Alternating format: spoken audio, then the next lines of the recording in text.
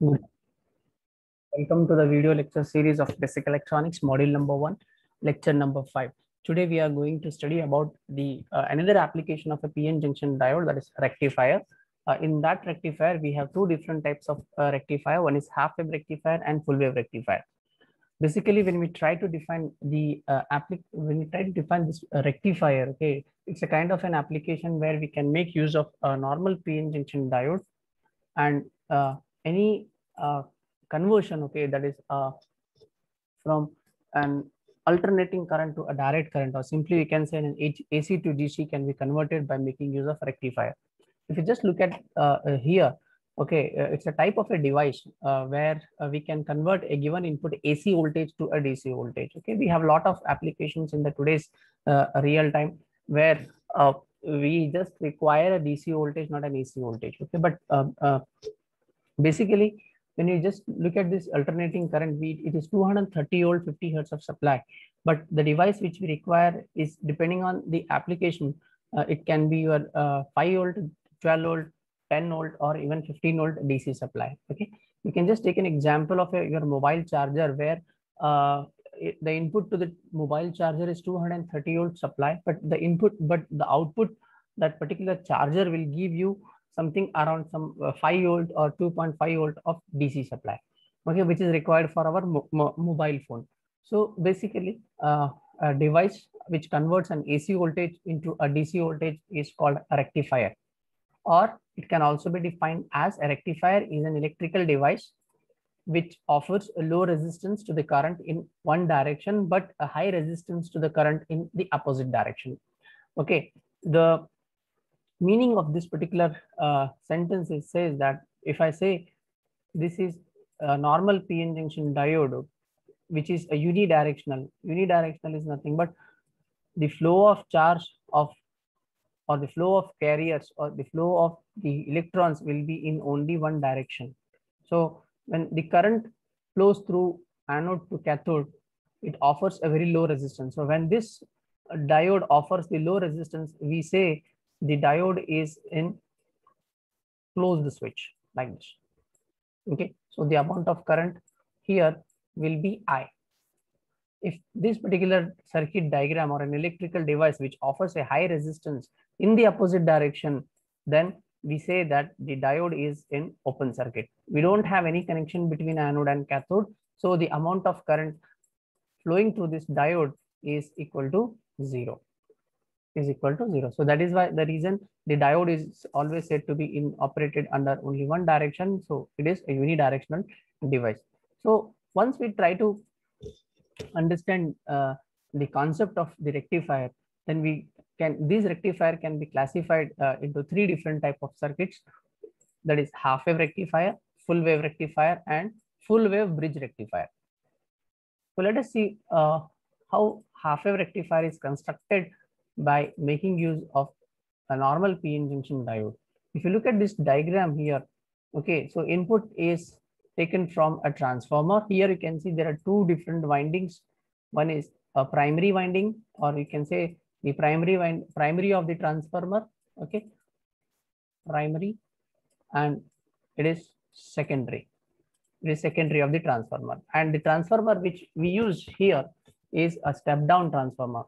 Okay, so even when we try to study the concept of transformer, okay, so just based on the number of windings, it is classified as the step up transformer and step down transformer. But for our rectification, we use step down transformer. We use step down transformer. Okay, and in the step down transformer, the primary voltage, is equal to 230 volt, 50 hertz of frequency, and the secondary is nothing but depending on number of windings in the coil. Okay, so here the input supply, what we apply to this particular rectifier is 230 volt. Okay, so it is 230 volt AC supply. Now the diode which we use here, it's a normal PN junction diode whose saturation voltage is about 0.7. So the diode D is nothing but it's a PN junction diode whose saturation voltage is nothing but 0.7 volt. Okay, so here this is your anode and this is your cathode.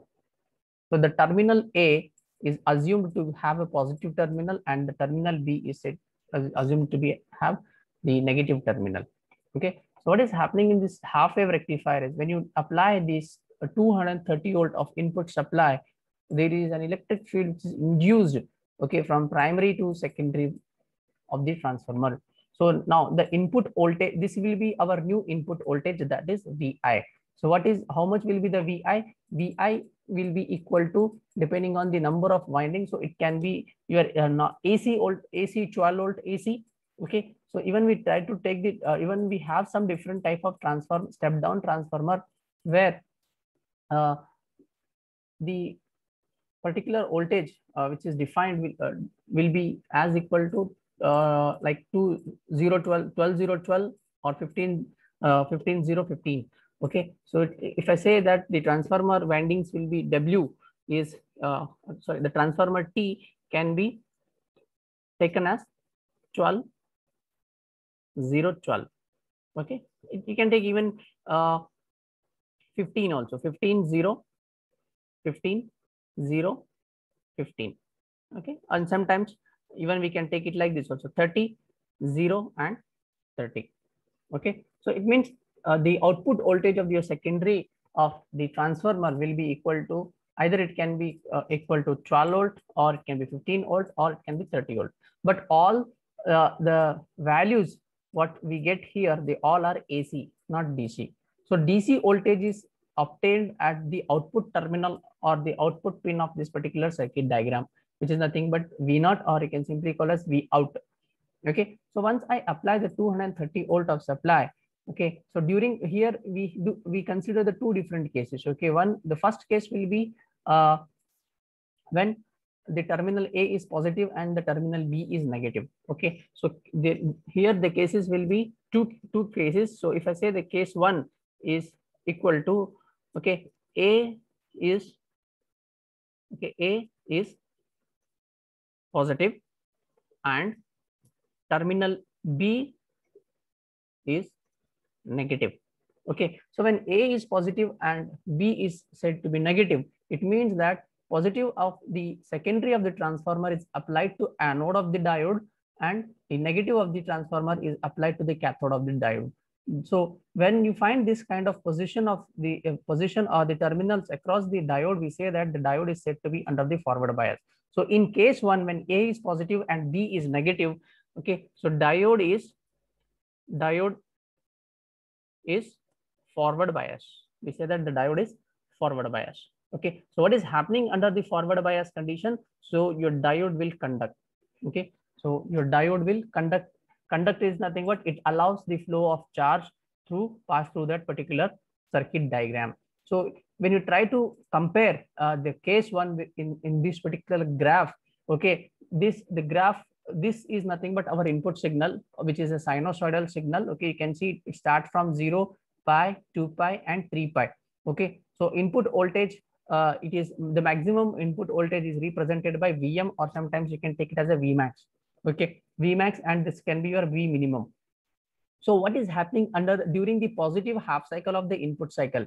Positive half cycle means if I consider this cycle, okay, only half cycle from 0 to pi, so your diode is said to be forward bias. So in forward bias, your diode will conduct only from 0 to pi. Okay, so when you try to measure the voltage across this load resistance RL, if I say that this is the load resistance RL, okay, and if I apply the 230 volt supply, so this much amount of voltage you will get here at the output terminal. So for this applied input, you are getting this output. Okay, but when you apply the negative half, Negative half is nothing, but when you apply the minus of the input supply to A and plus to B. So what happens is you can take as a case 2. In case 2, terminal A is negative, or you can say that negative terminal of your secondary of the transformer is applied to the diode. Okay, and for terminal B is said to have positive voltage. Okay, so during such conditions, your diode is reverse bias. Diode is reverse bias, and it is open circuit, and it is open circuit. It means no flow of charge. There is no any flow of charge takes place across the diode. So when you compare with this particular graph here, so when you apply the negative half terminal of your input AC supply, you are getting 0 volt. You are getting completely 0 volt here. Okay, why you are getting 0 volt? Because you have applied the negative. Your diode is said to be under the reverse bias condition. So in the reverse bias condition, the diode will not work. So then what happens? There is no flow of charge across the terminal, across the load resistance R. So when you try to measure using a multimeter or an voltmeter, and the voltage is equal to 0. So this from 0 to 2 pi, we call it as one cycle of input voltage. Okay, one cycle of the applied input voltage, or one cycle of an input voltage.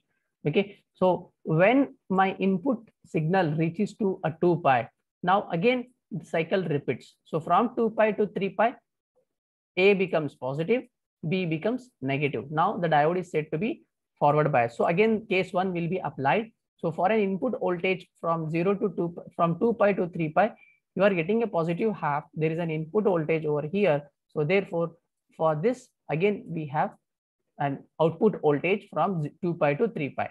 So if you carefully observe here, so only the output voltage is only available when you have a positive cycle. So when you try to represent the operation of this particular half wave rectifier, so please try to mention over here that when the diode is said to be forward, when a 230 volt AC input AC signal is applied across the primary of the transformer, the secondary of the transformer is based on the type of the number of windings. So during positive half cycle, the diode is forward bias, and the output voltage across the load resistance is said to have the positive cycle. And during the negative half cycle, the diode is open circuit, and hence no current is measured across the output terminal of the diode or across the load resistance RL. So this is how the half wave rectifier will work. Now there is one line we can see over here that is called as a VDC. There is a dotted line here. Okay, so here this can be your 0.7 volt, because at 0.7 volt your diode conducts, right? Your diode will enter into the saturation region, or the saturation point of the PN junction diode is nothing but 0.7. So from 0.7 it will start to conduct. Okay, so with this the half wave rectifier representation is done. Now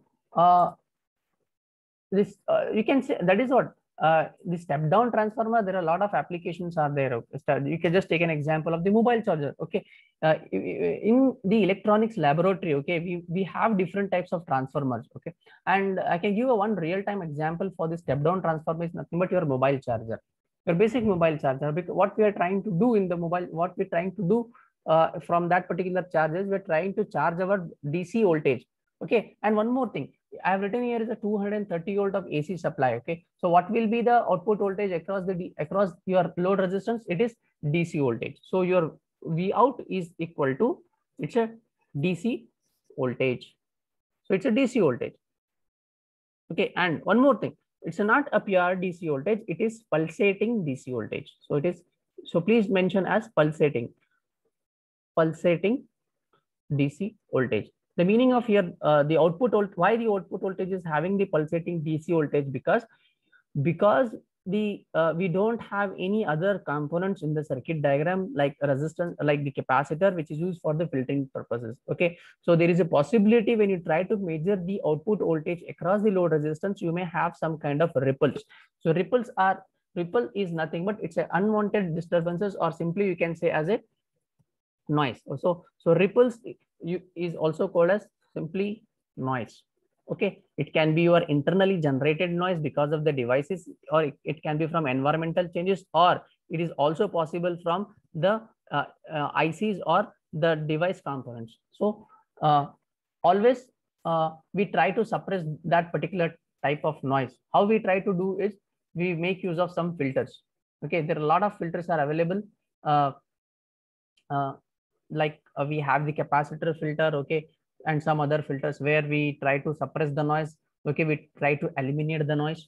Okay, so many other possibilities are there how we can try to do this. But still, please remember, a half-wave rectifier is a device, or you can say as electronic device or an electrical device which converts an input AC voltage to a pulsating DC voltage. Please do not specify how much amount of voltage we are trying to get from a half-wave rectifier, because based on the design, we do have a design and a derivation in the next video lecture, how much amount of the output voltage we are trying to get for a specific component, electronic components, and what will be the efficiency of half-wave rectifier, what is the ripple factor of the rectifier. Okay, but just mention that half-wave rectifier is an electronic device which converts an AC 230 volt supply or input AC supply to output pulsating DC supply. Now, when we try to learn about the half-wave rectifier and the full-wave rectifier, half-wave rectifier, okay, there may be possibility that the output voltage, it may not be the proper output voltage, that is DC voltage. We may try to take the average value. Okay, so for that we need to derive how much amount of average current will be measured across the diode or across the output terminal, and what will be the average DC voltage. So everything will be in terms of DC. There is no AC. There is no any AC voltage to be measured across the resistance. Every part will be the completely a DC part. Okay. So with this, I will stop here. So in the next class, we'll just try to derive all the different types of different type of derivations which are required for the calculation. Okay, and its efficiency, and how to how still we can improve the efficiency of the half-wave rectifier. But theoretically, the half-wave rectifier efficiency, it's a constant value. Okay, so when it comes to the design parts, we can design any of the for any efficiency or for any ripple factor. Okay, so still we do have the full wave rectifier and the bridge rectifier. So I will take it into the next video lectures. With this, thank you.